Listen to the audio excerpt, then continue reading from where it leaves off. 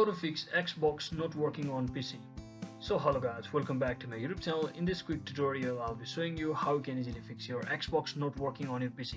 So if you're also facing your issue where your Xbox is simply not being opened, or simply there is some kind of bug or error occurring when you try to open the application, so in that case what you need to do is just head over to your search bar and simply search in for Xbox just like this and click on this app settings from over here.